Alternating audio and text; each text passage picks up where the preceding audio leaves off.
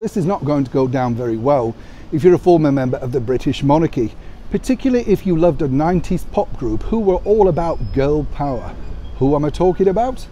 Hi, good morning, Neil Sean here in the very heart of London. Nice to have your company as ever today.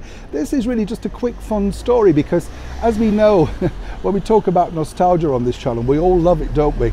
I like it when people do remember people that are sadly forgotten, big stars of the day that seemingly, people forget about, I was looking the other day at a documentary all about Eleanor Powell, the wonderful dancer from MGM. Do you remember her?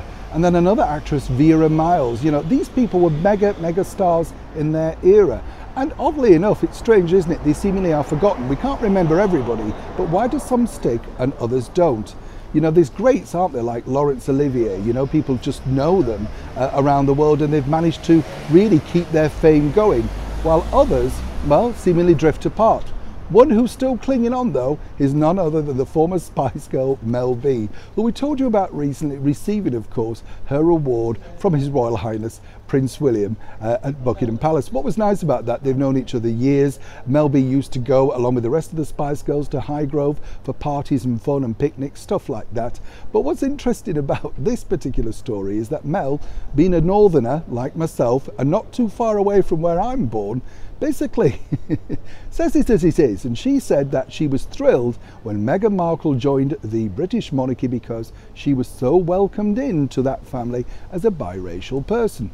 Very nice to know. Thank you, Mel. She says that basically, the British monarchy, while were seemingly all white, they were so welcoming to simply everybody, particularly her, when of course she was part of the Spice Girls and getting to know the British royals at that time, including of course the late and wonderful Princess Diana.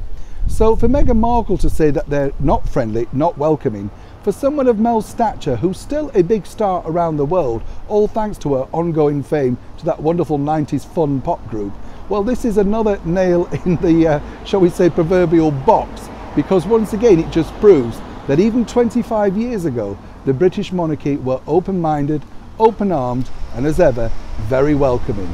For that, I'm sure lots of people on this channel would simply like to say a big zig-a-zig-ah, you'll know what I mean if you're a Spice Girls fan, to Melanie Brown for, as ever, setting the record straight. Neil Sean in the very heart of London.